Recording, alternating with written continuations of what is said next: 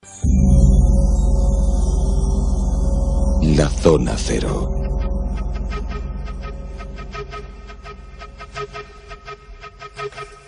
Rodeados de leyendas, de mitos, el cine en los últimos años les ha llevado al primer plano de la actualidad en diferentes películas y en diferentes obras. Sin embargo, conocemos muy poco de lo que hay detrás de los guerreros ninja. Y lo que conocemos y lo que se sabe lo vamos a descubrir en compañía de Carlos Canales y Jesús Callejo. Muy buenas. Hola, buenas noches, Bruno. Muy buenas. En el segundo de los monográficos de esta temporada, Silvia, sobre un asunto del que todo el mundo parece saber. Podemos comprar ropas ninja, podemos comprar espadas, pero, sin embargo, ¿qué sabemos sobre el mundo de los ninja? Exactamente. Los disfraces, en Halloween es un no va más. Pero, ¿esos ropajes negros en origen eran así? No. Bueno, sí, no, como todo. Es verdad que de los ninjas es la sensación de que todo el mundo sabe muchas cosas, pero sobre todo motivado por las películas, ¿no? Que si no se han hecho películas sobre ninjas, Bill Kill, por ejemplo, es una de las últimas, ¿no? Donde aparece esta mujer ninja que es capaz de hacer las mayores atrocidades. Incluso Karate Kid, una de las series, también aparecen los ninjas como malutos. Es decir, los ninjas siempre han estado rodeados del mito, para bien y para mal, tanto de seres sobrenaturales que aparecían, desaparecían a voluntad, que podían hacer todo tipo de hechizos y que podían matar prácticamente sin que nadie se enterara, ¿no? Pero también es verdad que hay mucha falsedad alrededor de unos personajes que se les mitificaron demasiados, porque en el fondo los ninjas eran auténticos asesinos a sueldos, eran mercenarios que tuvieron una época gloriosa en una época determinada de Japón y luego van desapareciendo, sobre todo cuando llega un poco el emperador japonés como tal en el siglo XIX, ya desaparece y va parejo lo que es la desaparición física de los ninjas. Actualmente no existen ninjas, otras cosas es que haya escuelas de ninjutsu donde hay gente que se atribuye un poco esas cualidades, pero los ninjas como tal no, porque desaparecen las clases sociales en 1868 y lo mismo que no hay ninjas tampoco hay samuráis. Lo que queda es un poco el resquicio, el mito de lo que llegaron a ser, y es verdad que en la época gloriosa, en su época dorada, llegaron a ser auténticos matarifes. Muy importante, perdón, una cuestión para aclarar por qué he dicho que no lo de la ropa del disfraz, que me imagino que es por Alejandro.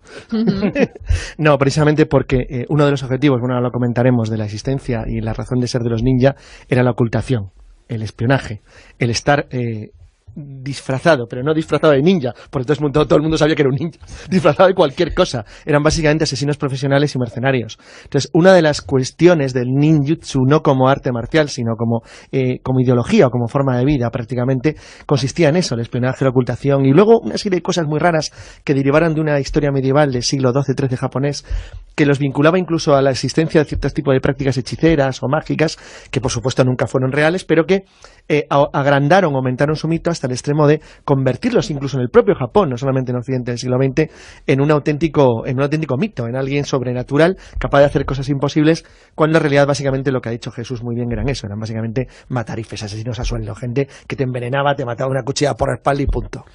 Su origen, vamos a analizar por partes su trayectoria, su historia. En Japón, todos estos asuntos relacionados además pues con técnicas marciales, con unas técnicas y unas circunstancias derivan de otras y nos remitimos a veces a la noche de los tiempos para conocer el comienzo. Pero con el concepto ninja, ¿cómo aparecen estos personajes? Pues mira, fíjate, aparecen precisamente de una forma totalmente distinta luego lo que es la fama del ninja, ¿no?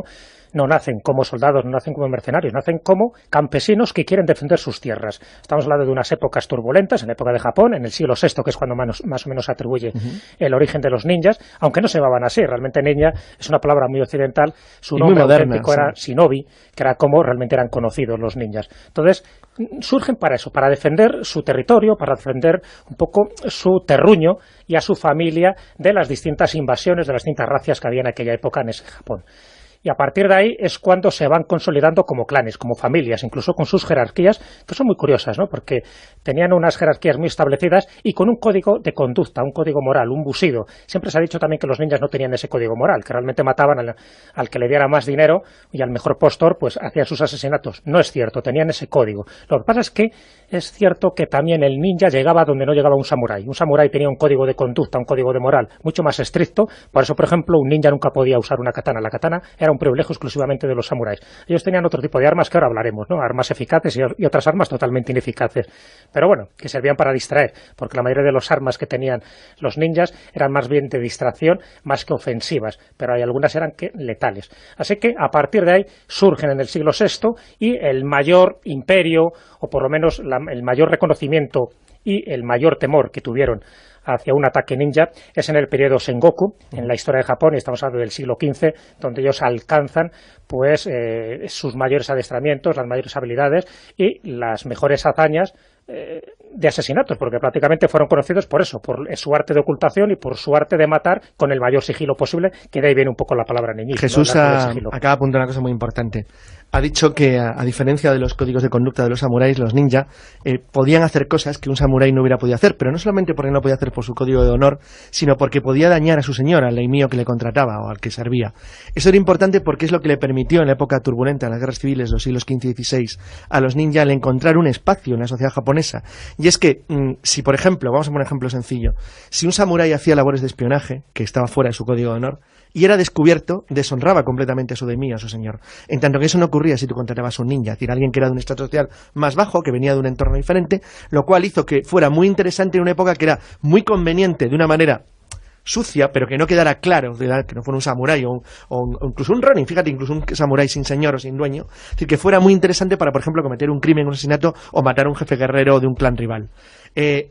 Como luego veremos, la importancia de los ninjas, no solamente por el volumen o número de sus actos, sino sobre todo por el miedo que llegaron a infundir, llegó incluso, como luego haré algún comentario, a afectar incluso la estructura de la arquitectura de determinados tipos de salas palaciegas en el Japón de los siglos XV y XVI, que las adaptaron ante el temor o el miedo prácticamente atroz a ser asesinados o eliminados por alguien que entre sus habilidades contaba una muy interesante, que es el envenenamiento.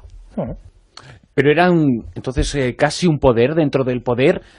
¿Estaban relacionados con el poder o eran algo así como, por hacer comparaciones con el mundo actual, como un grupo cuasi terrorista o cuasi guerrillero que existía dentro del país y que, bueno, pues se podía contratar como si se tratara de una empresa privada? No, fíjate, yo lo podría poner como ejemplo. Lo que pasa es que es diferente porque las relaciones de la mafia son relaciones más parecidas exclusivamente a las de los samuráis. Son relaciones de fidelidad y muchas veces en líneas o en grupos familiares. En el caso de los ninjas sería básicamente como grupos de asesinos contratables. En ese sentido la palabra mercenario que se usa a veces para citarlos es correcta, pero con un interesante matiz. Es que el sistema no era tan sencillo, es decir, ellos formaban sus propios grupos o asociaciones, eran como pequeños ejércitos privados capaces de ser alquilados, pero no para librar una batalla en campo abierto, o sea, no podían enfrentarse a un ejército de samuráis o de ashigarus en un campo de batalla abierto. Su objetivo era otro, su forma de trabajo era otro, y lo que se buscaba de ellos era otra cosa, era la subversión, el espionaje, el reconocimiento, el infiltrarte entre las líneas enemigas, el observar la guerra de guerrillas. Claro. ¿Quiénes los contrataban? Básicamente los daimyo, los señores de la guerra japoneses de los siglos XV y XVI, y su época de mayor éxito. El Japón de los siglos XV y XVI fue un Japón muy complejo, muy turbulento, es el que tiene contacto por primera vez con Occidente, y a partir de 1542 hay un cambio radical, en que además coincide con el periodo de máximo esplendor, además de la época del código samurái, que es el contacto con los portugueses, es decir, el descubrimiento de las armas de fuego. Esto cambia todo porque los japoneses tienen entonces acceso a algo que desconocían, que era una tecnología que podía permitir las batallas a distancia. Es decir, pasó lo mismo que en Europa. Es decir, de repente los ashigarus, que eran los peones, por decirlo de una manera, tenían capacidad de matar a un samurái a distancia simplemente porque tenía un arcabuz portugués. Bueno, a partir de ese momento, que es la época máxima de apogeo de los ninja tenían una ventaja que no ofrecían ni los ashigarus ni los samuráis, que era la capacidad de que sus códigos, sus límites, sus reglas, les permitía hacer cualquier cosa que los otros no hubieran podido hacer por sus estrictas reglas de honor. Como por ejemplo, el apuñalar a una persona por la espalda dentro de su casa. Cosas de este estilo. O el hacer una labor de espionaje, o el ser un asesino capaz de envenenarte o de ponerte una bomba. Porque las bombas, las primeras armas de fuego, de explosión, tipo granadas, eran pequeñas bombas como las que salen en los dibujos animados, con la mechita, pues las traen de China, curiosamente, esas no son europeas, y las importan. Los ninjas fueron unos grandes utilizadores de las primeras granadas. Es decir, y eran armas que se utilizaban, pero que quedaban fuera de las líneas de lo que sería en los códigos estrictos de honor de los samuráis. Luego contaré una anécdota española y portuguesa muy curiosa, que demuestra hasta qué punto el sistema de guerra japonés era tremendamente ritual y tremendamente débil frente a un sistema como el occidental, que carecía completamente de perjuicios o de problemas. Y para un daimyo o un señor de Oriente, ¿quién le causaba más respeto? ¿Un samurái o un ninja? Siempre un samurái, claro. No tenía nada que ver. O sea, el samurái era el auténtico señor, es decir, aquel que se regía por unas normas de conducta y que si actuaba siempre tenía que tener una causa noble. Sin embargo, el ninja no tenía que tener una causa noble, sencillamente era el que mejor le pagara. Siempre estamos hablando de la época clásica del ninja, no cuando surge, ya digo, cuando surge es el campesino que intenta defender a su familia, a su territorio y además del avance del régimen feudal que les estaba fastidiando mucho a esos campesinos rurales. Pero a partir de ahí son tan buenos en sus artes de matar y de camuflarse que se convierten en un cuerpo de élite. Entonces, por ejemplo, para el pueblo, los ninjas serían sus héroes, más que los samuráis. En algunos casos sí, cuando mataban al malo de turno sí.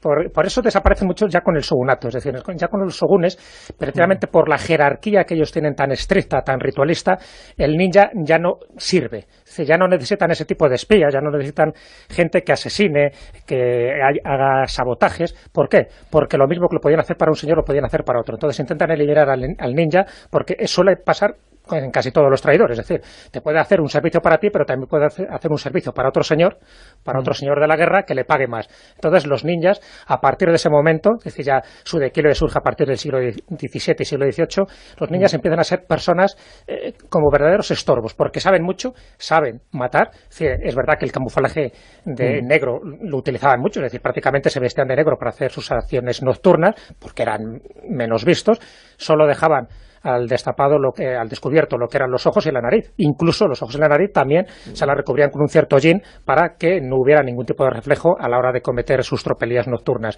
Y por eso es lo que decía también Carlos. Por eso la arquitectura, el diseño incluso de los castillos y de las habitaciones interiores se cambia porque ellos tienen la facultad de trepar. Es decir, tienen una serie de armaduras y de elementos para trepar, para alcanzar barcos, para mantenerse muchísimo tiempo debajo del agua. Es decir, eran auténticas armas de matar. Entonces, a partir de ese momento empiezan a ser incómodos y en el siglo ya XIX es cuando desaparece totalmente porque ni ellos ni los samuráis, y eso se refleja muy bien en la película de Último Samurái, ya no sirven para el nuevo estado que se está generando. Mira, es muy curioso, por ejemplo, el castillo de Inuyama, que es un castillo muy bonito japonés que se reformó por última vez en el siglo XVI, llegó al extremo de que las salas tenían puertas corredizas para que de esa manera el señor, el daimyo, pudiera siempre ver a las personas que entraban y sus guardias pudieran estar preparados para evitar un asesinato a traición. Hay un caso ya hipersofisticado en el castillo Nillo de Kioto, en el cual se hizo un piso que todavía existe, se llama piso del ruiseñor, porque estaba hecho de una manera tan fina que las personas que andaban, cuando andaban, crujían y cantaban como si fuera el canto de un ruiseñor, de manera que cualquiera podía saber quién se había infiltrado en esa zona del castillo. ¿Dónde fallaban los ninjas? Pues los ninjas fallaban, obviamente, si alguien pretendía entablar con ellos una lucha a campo abierto, si no eran rivales para los Ashigaru, que eran simplemente los peones, o incluso para qué hablar ya para los samuráis. Y en los casos, voy a contar una anécdota occidental porque es muy curiosa. Hay un caso ninja muy conocido, bueno, ninja y samurái, de todo, porque fue una cosa realmente sorprendente, y es que los japoneses estaban obsesionados, los señores del sur, con la captura de lo que ellos llamaban los koifune, los barcos negros, los galeones. Estaban obsesionados con los barcos europeos.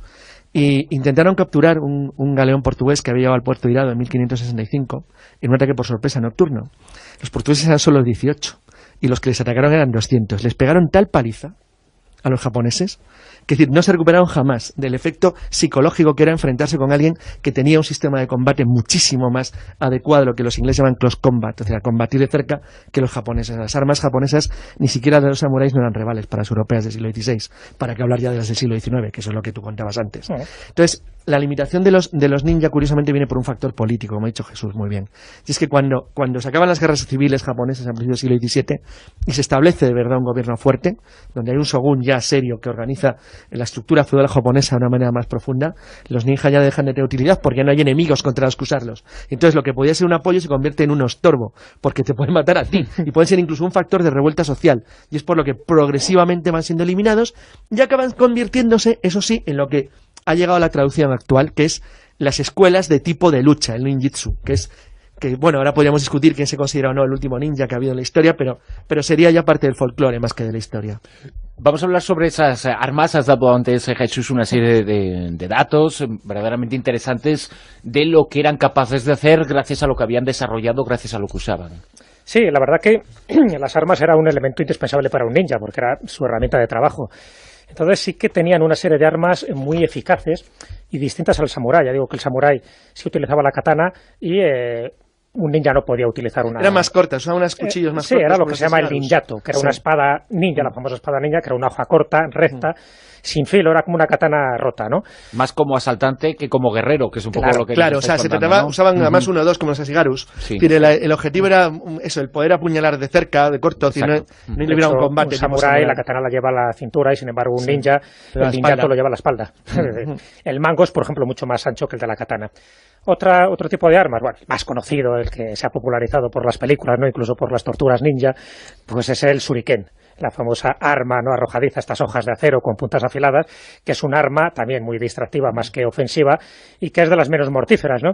Bueno, sí, es que le contaba una anécdota antes a Jesús que cuando me aburría en el aeropuerto, en el último viaje a Estados Unidos, y me compré un libro que se llama Las peores armas de la historia. Creía que te habías comprado un arma para No, espera, lo divertido es que las 2 primeras que abren el libro son 2 armas ninja. Y la primera es el shuriken, que dice es el único arma de la historia que se puede parar con la mano. Entonces, bueno, la verdad es que era una pequeña broma, un poco mal, no, pero es que era como ha dicho Jesús, eran armas de distracción, básicamente se trataba de cobertura. De hecho, casi todo lo que utilizabas, de los garrotes a las cerbatanas o los nudillos de metal, había un montón de armas ninja que estaban orientadas a estorbar. Es decir, era difícil matar a un samurái o incluso a un guardia de cualquier daimyo, entonces lo más fácil era buscar una forma que a ti te permitiera escapar. De hecho, el uso de explosivos muchas veces no utilizaba para matar, sino tanto muchas veces para ocultarte, para generar humo, para generar ruido, para permitir una pequeña distracción.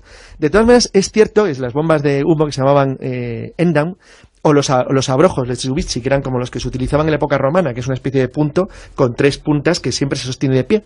Que se puede decir, si tú sembrabas un campo de eso, desde luego era difícil andar por allí, incluso ir a caballo, ¿eh? Entonces, tenía un montón de utilidades que se basaban básicamente en eso, en lo que llamaríamos ahora armas de guerrilla. Armas ligeras que te permitían moverte con cierta rapidez. Pero la verdad es que algunas son muy famosas, de las granadas de magnesio o el Koshiru Soge, que es una cadena con cuerdas que tenía un peso giratorio, que todas esas utilizadas en las películas donde los ninjas vuelan y todas esas cosas, pues claro, queda un poco mejor. En la práctica era un poco más incómodo. Has dicho, Carlos, la segunda arma ineficaz, ¿no? Que tampoco serviría... bueno, el nunchaku. Que es el nunchaku, efectivamente. Otra inutilidad total, pero en fin. No, bueno, inutilidad para romper huesos estaría muy bien. Sí, pero si te tienes que enfrentar con un samurái es complicado, ¿eh? Exacto. Por eso incluso había escuelas o ríos que estaban especializados en distintas técnicas para intentar inmovilizar, dañar o matar al adversario. Y una de ellas, por ejemplo, la Ryufudo, pues estaba desarrollada, especializada, por ejemplo, en derrotar samuráis, en derrotar a cualquier personaje que se pusiera enfrente, pero con la técnica de romperles huesos. Cuanto más huesos, o sea, no una muerte directa, no una muerte rápida, sino intentar que sufriera lo más posible. Ten en cuenta que los combates japoneses eran muy rituales. Tenían un cierto ritualismo casi prehistórico, en el sentido que eran una especie casi de ser, una batalla campal obviamente no, pero eran algo bastante más ritual que un combate europeo. Entonces, algunas de las armas, aparte de lo que ha dicho antes Bruno, que es verdad, cuando has tirado la espada corta, por ejemplo, una arma ninja típica era el Yumi, que era un arco plegable, pequeñito, es un arco chiquitito, con lo cual todo se trataba básicamente de ocultar y poder esconderlo, algo que tú te pudieras llevar de una manera subrepticia, sin que te vieran, o llevarlo debajo de la ropa y sacarlo en un momento dado.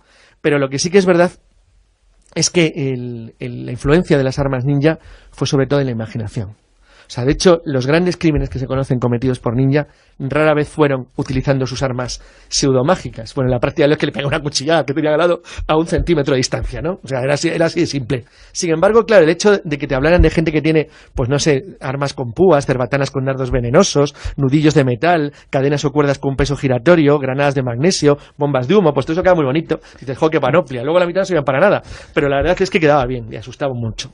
Antes habíais mencionado la habilidad de volar, entonces... En las películas, sí. Exacto, pero también es un mito que se adjudica a los ninjas, ¿no? Que tienen esas propiedades. Entonces, yo lo que quería preguntaros es si realmente hay alguna técnica de entrenamiento que les permite, pues a la hora de hacer las caídas, o a lo mejor incluso desplazarse, que decíais que trepaban fenomenalmente, ¿no? Claro. Pues desplazarse entre los tejados. Sabéis que ahora, actualmente, pues no me acuerdo ahora el nombre, pero hay una habilidad como un deporte que van saltando de tejado, azotea en azotea. Sí, entonces, es que hay gente que estaba convencida en el Japón de la época que eran invisibles y que podían que podían ocultarse de la vista gracias a conjuros y hechizos. Es decir, había en torno a ellos una especie de ritos mágicos. Y de los dos mitos más falsos, ¿no?, que se han transmitido alrededor de los ninjas era eso, que podían desaparecer y otro que podían volar. ¿A qué se debe, por ejemplo? Porque todo tiene una base real, evidentemente. Es decir, porque decían que podían desaparecer por las bombas de humo. Es decir, las arrojaban estratégicamente en un momento dado y ellos se iban, se camuflaban. Además, eran muy rápidos, tanto a la hora de sacar sus respectivas armas como de fugarse. Y la otra era el volar. Pero más que volar, trepaban. Por ejemplo, dos de esas armas que utilizaban los ninjas, una era, por ejemplo, los asicos, que eran las garras en los pies que se ataban a los tabi, y servía para eso, para trepar, para caminar en superficies resbaladizas, como podía ser el hielo, y eso, claro, les hacía muy superior a cualquier otro que no sabían cómo podían desplazarse o podían moverse en unas superficies que cualquier otro humano no lo podría hacer. Todos estos mitos y todas estas leyendas que hay sobre los ninja tienen ese fundamento real, como nos estás explicando. Por ejemplo, el hecho de ser invisibles está fundamentado en sus artes, entre comillas, de la guerra o de la guerrilla más bien, utilizando esas bombas de humo. Pero normalmente, para que se generen esos mitos y esas leyendas, tiene que haber algún tipo de historia de carácter espiritual, místico detrás de ellos. ¿Ellos creían en algo? ¿Tenían algún tipo de ritualidad, digamos, sagrada? Bueno, por supuesto, estamos hablando de japoneses y, por lo tanto, dentro del mundo japonés y del imperio japonés tienen una religión muy clara, ¿no? Ya sabes que el sintoísmo es, por ejemplo, la religión oficial dentro de lo que es Japón, y ellos tenían ese culto un poco a las divinidades, pero siempre asociadas al mundo de la naturaleza. Se sabe, por supuesto, que tenía sus creencias, que era gente que supeditaba muchas veces esas creencias por un fin mayor, que normalmente era cuando había alguien que les daba una suculenta cantidad de dinero.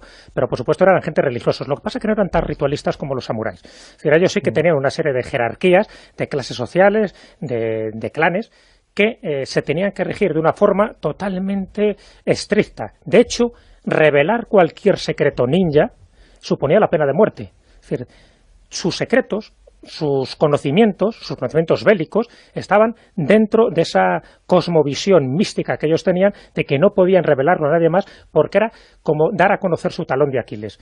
Entonces sí que, en ese sentido, hubo muchos casos, ¿no?, de personas que por su indiscreción o por hablar más de la cuenta sí que sufrieron asesinatos dentro de su mismo clan, por eso, por revelar cosas que deberían estar dentro de un grupo secreto, porque no olvidemos que era una élite, pero un grupo secreto que entre ellos, pues prácticamente se lo servían, se lo comían todo, y que nunca se tenían que revelar esos conocimientos, porque precisamente ese secretismo, esto que estamos comentando ahora, era lo que le daba su poder. Ellos fomentaban también ese aspecto sobrenatural que no tenían, pero cuanto más se fomentaban, sabían que en la guerra psicológica la tenían ganada. No olvidemos que los ninjas eran unos auténticos psicólogos y eran unos auténticos estrategas. Son las dos cualidades que les diferenciaban. Por eso, una de las modalidades de los ninjas, que eran las mujeres ninjas, ahora si queréis hablamos, que es la otra rareza. Ellas tenían esa seducción, esa psicología precisamente para llegar donde no llegaba un ninja común. Sí, las kunoichi, que eran las mujeres ninja, porque se sabe que los ninja empezaron a entrenar a partir del siglo XV con seguridad a mujeres para labores en principio que iban básicamente al espionaje, o sea, básicamente eran espías. Lo que ocurre que sí que es cierto que estas mujeres, a diferencia de lo que era habitual, de lo que no era habitual en Japón, sí recibieron una instrucción más que básica en ninjutsu, sobre todo en una serie de cuestiones que buscaban básicamente el compensar la supuesta o teórica inferioridad física de estas chicas frente a los posibles enemigos a los que se tuvieran que enfrentar en un combate cuerpo a cuerpo. La verdad es que era algo sorprendente, porque en una sociedad como la japonesa, donde la mujer tiene un papel tan marcado, todavía lo tiene incluso hoy. Es decir, la verdad es que la existencia de damas ninja o de mujeres ninja no deja de ser algo llamativo, que obedecía principalmente al alejamiento de los grupos que dieron origen a los ninja de la estructura clánica tan firme que tenían los nobles de Japón. Como ellos venían de otros sitios, sus fuentes de reclutamiento eran diferentes, les permitía o les dio la capacidad para hacer algo tan original como esto. Y salvo en el cine, ya no existen en ningún lugar. No, lo que pasa que, sí. Sí que es cierto que se ha conservado las escuelas de ninjutsu en Japón, y además con las reglas y los sistemas que tenían en la época de su máximo apogeo. Sabes que, a diferencia, ya no son elementos secretos que están vedados a la gente, pero es cierto que todavía las figuras de los maestros principales que enseñan determinadas técnicas siguen siendo muy valoradas en Japón. Lo que sí que es discutible es si alguien se pudiera atribuir todavía la palabra, el concepto de ser el último ninja. Hay quien dice que el último falleció en 1966, que era la última persona que se ha podido considerar como un ninja, pero en realidad, como ha dicho muy bien Jesús, los ninjas desaparecieron a través de la época de la reforma final de la era de Meiji, y a principios del siglo XX yo no creo que ya nadie se pudiera considerar como tal. Lo que pasa que el mito como era interesante, incluso para los propios japoneses, se ha mantenido, y sobre todo tuvo un gran boom a partir de la victoria norteamericana en la Segunda Guerra Mundial. Quizás porque a los vencedores les gusta pensar siempre que los vencidos son dignos de ellos, ¿no? Es una cosa de ese estilo. Y han sido los americanos los que han popularizado curiosamente en el mundo el mito ninja. Es algo llamativo. ¿Y hay algún nombre de ninja destacable, tanto en mujer como en hombre? Sí. Sí, lo sabía. Lo que pasa es que precisamente lo que buscaban era no tener esa prevalencia pública, ¿no? Porque se conocen mejor las víctimas, claro. Claro, se conocen mejor las víctimas, a los que mataban, porque ellos tenían que estar en el anonimato. En el momento que eran conocidos es que algo había pasado, bien les habían capturado o bien sencillamente pues se habían jubilado, si es que un ninja se jubilaba, que nunca se jubilaba, ¿no? Por lo tanto, no hay nombres destacables como tal, a pesar de que alguno sí que quedan en los anales y en las crónicas históricas, pero ninguno así que haya destacado, salvo uno que ahora no recuerdo cuál, el nombre me refiero, que sí llegó a matar a uno de los grandes señores de la guerra y además dice que le mató de una forma muy original, forma parte también de la leyenda, ¿no? Y es que estuvo en las letrinas esperando ahí camuflado, ¿no? Y soportando todos los olores hasta el momento que este señor de la guerra va a hacer sus necesidades y justo en ese momento es cuando saca su espada y se la clava por salvarse la parte y bueno, pues parece que eso pues y el orificio se hizo más fue el orificio, yo creo que le hizo un orificio extra y eso hizo que la popularidad de este ninja pues ganara bastantes enteros. Está pensando que hay quien dice que el último ninja auténtico fue Fujita Seiko, que murió en 1966 y que fue realmente el último que mantuvo las disciplinas ninja en su totalidad, es decir, farmacología, medicina, astrología, espionaje y las disciplinas de combate del ninjitsu. Y actualmente se dice que podría ser considerado como tal Jinichi Kawakami, que es básicamente el director honorario del Museo de Iga y por lo tanto, en cierto modo, la persona que tiene atribuidas las funciones de custodiar y conservar el patrimonio de la herencia cultural ninja, porque ya no es otra cosa. Mito y realidad de los ninja, el tema que hemos abordado esta noche en los monográficos. Hemos conocido todo, absolutamente, sobre estos personajes que no solo están en el cine, han estado en la realidad, estuvieron en la vida en Japón, influyeron en muchas cosas y tuvieron mucha determinación en otras, aunque ya no pinta nada. Fíjate, de hecho, la tortuga ninja se llamaba Michelangelo, una de ellas. Que ahora si se quieren contratar ninjas ya no se puede. No, ahora tienen otros nombres distintos y hay otros grupos incluso mucho más peligrosos y posiblemente pues con menos moralidad incluso que tenían los ninjas. No, lo que pasa es que el nombre se sigue usando porque es algo bonito, tú te lo atribuyes y ya está. Como aquí se atribuye ser descendiente de los templarios, pues bueno. Hombre, no olvidemos que los que practican el ninjutsu serían los ninjas, ¿no? Y además el único sistema de artes marciales de ninpo reconocido por el gobierno japonés actualmente en Bujinkan, pues es una agrupación de 9 escuelas milenarias de tradición japonesa dirigida por el sensei Masaki Hatsumi, que es el que considera que respeta las tradiciones más nobles y más puras de los antiguos ninjas. Muchas gracias. De nada. Gracias.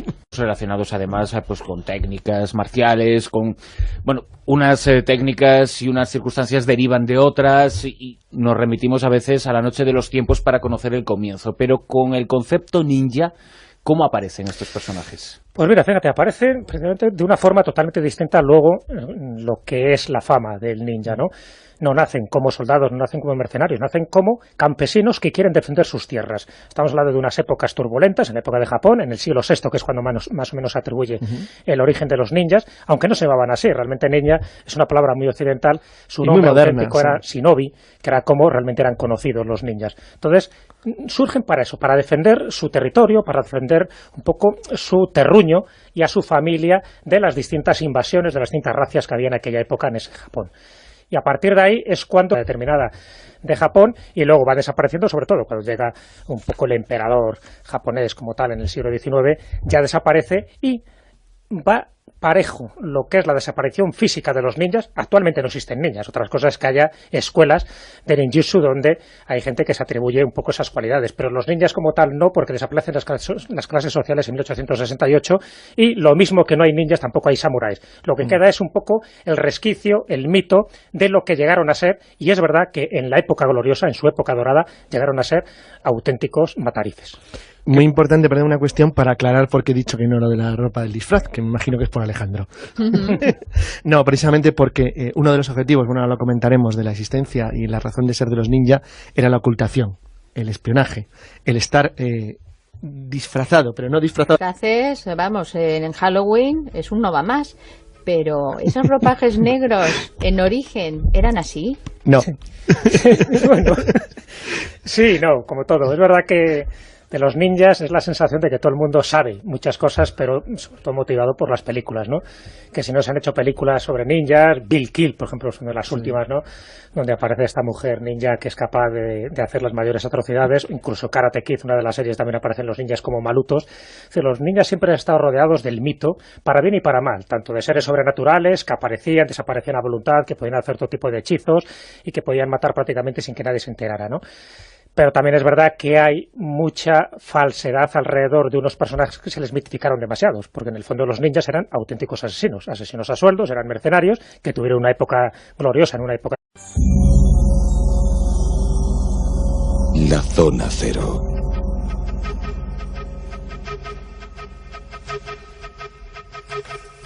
Rodeados de leyendas, de mitos. El cine en los últimos años les ha llevado al primer plano de la actualidad en diferentes películas y en diferentes obras. Sin embargo, conocemos muy poco de lo que hay detrás de los guerreros ninja. Y lo que conocemos y lo que se sabe lo vamos a descubrir en compañía de Carlos Canales y Jesús Callejo. Muy buenas. Hola, buenas noches, Bruno. Buenas. En el segundo de los monográficos de esta temporada, Silvia, sobre un asunto del que todo el mundo parece saber. Podemos comprar ropas ninja, podemos comprar espadas, pero, sin embargo, ¿qué sabemos sobre el mundo de los ninja? Exactamente, los de ninja, por entonces todo el mundo sabía que era un ninja, disfrazado de cualquier cosa. Eran básicamente asesinos profesionales y mercenarios. Entonces, una de las cuestiones del ninjutsu, no como arte marcial, sino como ideología o como forma de vida, prácticamente, consistía en eso, el espionaje, la ocultación, y luego una serie de cosas muy raras que derivaran de una historia medieval del siglo XII-XIII japonés, que los vinculaba incluso a la existencia de ciertos tipos de prácticas hechiceras o mágicas, que por supuesto nunca fueron reales, pero que agrandaron, aumentaron su mito hasta el extremo de convertirlos incluso en el propio Japón, no solamente en Occidente del siglo XX, en un auténtico mito, en alguien sobrenatural, capaz de hacer cosas imposibles, cuando en realidad básicamente lo que ha dicho Jesús muy bien eran eso, eran básicamente matarifes, asesinos a sueldo, gente que te envenenaba, te mataba una cuchilla por la espalda y punto. Su origen, vamos a analizar por partes su trayectoria, su historia. En Japón, todos estos asuntos